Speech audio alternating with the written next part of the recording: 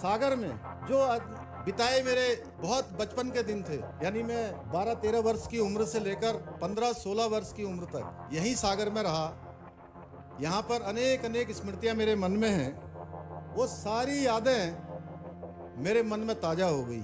यशस्वी मुख्यमंत्री आदरणीय मोहन यादव जी के साथ इस सागर के इस लाखा बंजारा झील के इस कार्यक्रम में, लोकार्पण के कार्यक्रम में सम्मिलित होने का निमंत्रण प्राप्त हुआ, तो मेरे मन में सागर में जो बिताए मेरे बहुत बचपन के दिन थे, यानी मैं 12-13 वर्ष की उम्र से लेकर 15-16 वर्ष की उम्र तक यहीं सागर में रहा।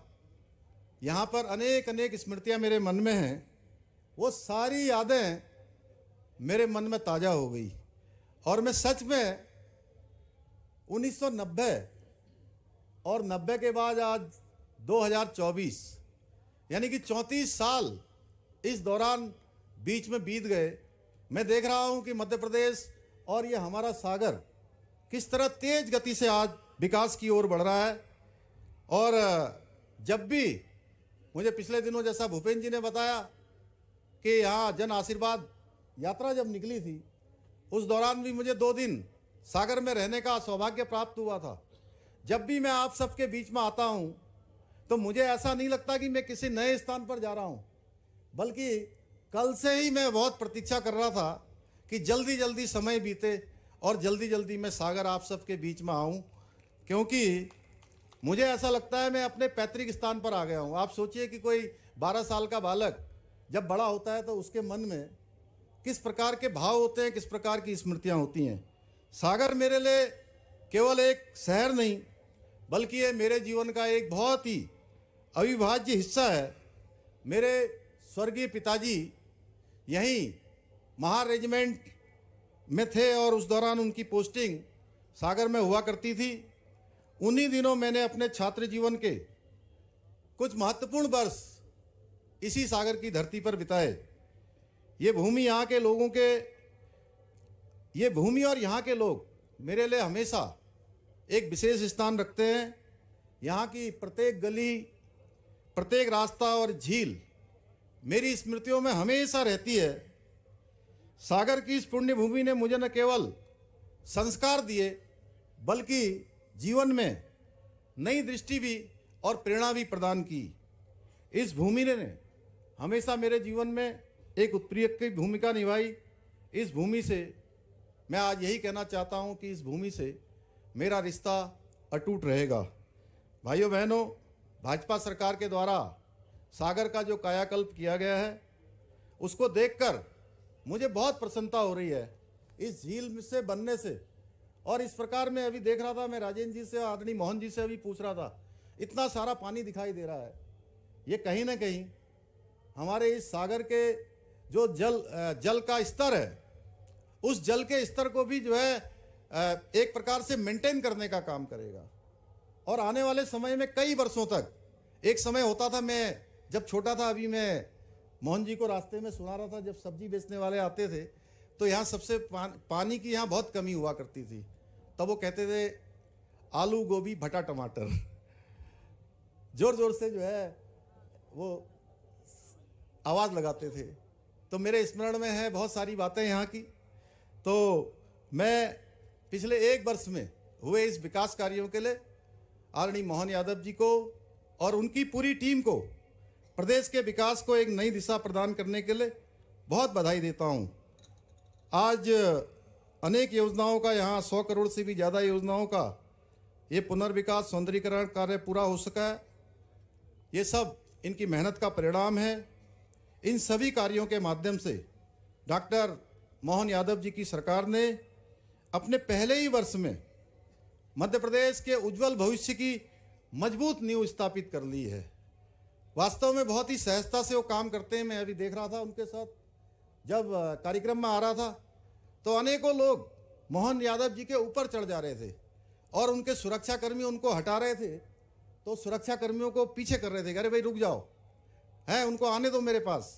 तो इतनी सरलता से काम करने वाले मुख्यमंत्री हैं, मैं उनको भी बहुत बधाई देता हूं।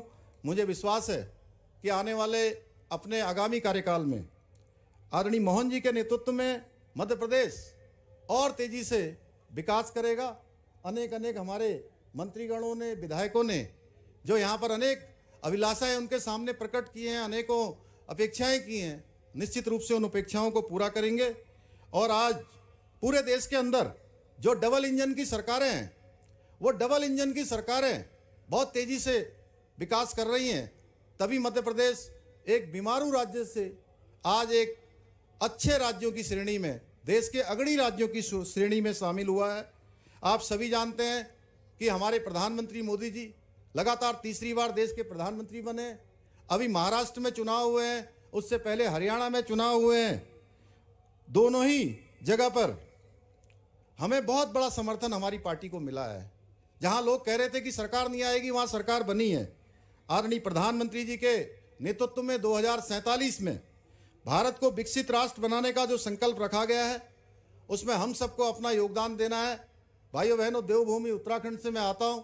अभी गोपाल भार्गव जी भगवान बद्री विशाल की और बाबा केदार की जय कर रहे थे। निश्चित रूप से ये उद्घोष पूरे देश और दुनिया के अंदर आज लोग कहीं ना कहीं हमारे प्रधानमंत्री जी ने जो सनातन को आगे बढ़ाने के लिए, हमारे धार्मिक स्थलों को आगे बढ़ाने के लिए, चाहे मध्य प्रदेश का महाकाल का जो कॉरिडोर हो या काशी विश्वनाथ का कॉरिडोर हो, या उत्तराखंड के अंदर आप जाएंगे तो बाबा केदार का स्थान हो या बाबा भगवान बद्री विशाल का स्थान हो, वो तेजी से आगे बढ़ रहा है। हमने भी उत्तराखंड के अंदर आदरणीय प्रधानमंत्री मोदी जी के मार्गदर्शन में कुछ निर्णय लिए हैं भाइयों बहनों। उसमें से एक निर्णय जिसकी मैं चर्चा जरूर करना चाहूँगा, हमारी पार्टी का ये देश की आज़ादी के बाद लगातार ये संकल्प रहा, देश की प्रतीक्षा रही कि देश में रहने वाले सभी लोगों के लिए समान नागरिक संहिता का कानून बनना चाहिए। तो ये गौरव देवभूमि उत्तराखंड को प्राप्त हो गया है और ये समान नागरिक संहिता यूसीसी की ये गंगा देवभूमि उत्तराखंड से निकली है। आने वाले समय में पूरे देश को इसका लाभ मिलने वाला है।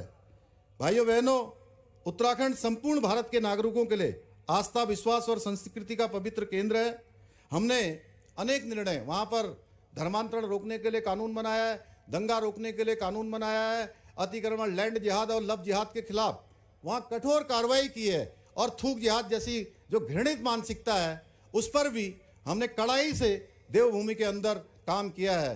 क्योंकि इसके पीछे हमारा केवल हेतु है कि उत्तराखंड देवभूमि है, उसका मूल स्वरूप बना रहना चाहिए, उसका मूल स्वरूप किसी भी कीमत पर खराब नहीं होना चाहिए। भाइयों बहनों, ये सभी कार्य हमारी सांस्कृतिक विरासत को सशक्त बनाने के साथ ही भारतीय संस्कृति की पहचान को वैश्विक मंच पर और अधिक मजबूती प्रदान करेंगे। आज के इस अवसर पर मैं आप सबको यही बताना चाहता हूं कि एक समय था देश के अंदर केवल तुष्टीकरण का खेल खेला जाता था, वोटों की राजनीति की जाती थी, लेकिन आज विकास की राजनीति हो रही है। हमारे बड़े बड़े धार्मिक स्थल आज जो नवनिर्माण और पुनर्निर्माण उनका हो रहा है, ऐसे ठोस कदम उठाए जा रहे हैं जिससे अन्य लोगों को भी आज बाहरी दिखावे के लिए इस रास्ते पर चलना पड़ रहा है।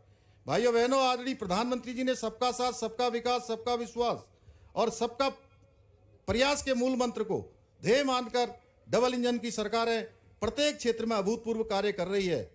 ये प्रोजेक्ट भी आज जो यहाँ पर जिनका लोकार्पण हुआ है उसी प्रेरणा का हिस्सा है, और मैं पूरे विश्वास के साथ ये कह सकता हूँ कि इस परियोजना के पूरा होने से सागर और आसपास के क्षेत्रों में पर्यटन एवं रोजगार के अनेक अवसर बढ़ेंगे।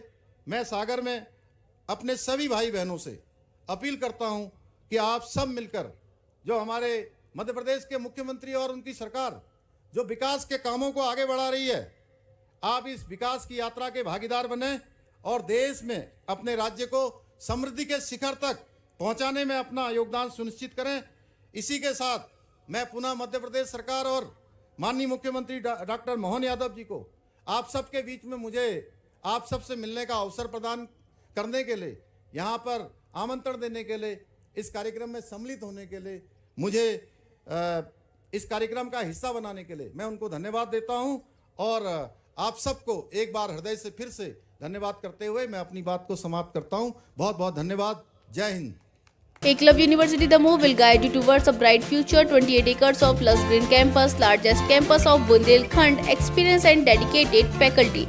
50 future-ready courses taught in 12 different schools, separate courts and ground for sport, fully equipped lab and workshop, safe and fully equipped separate hostel for girls.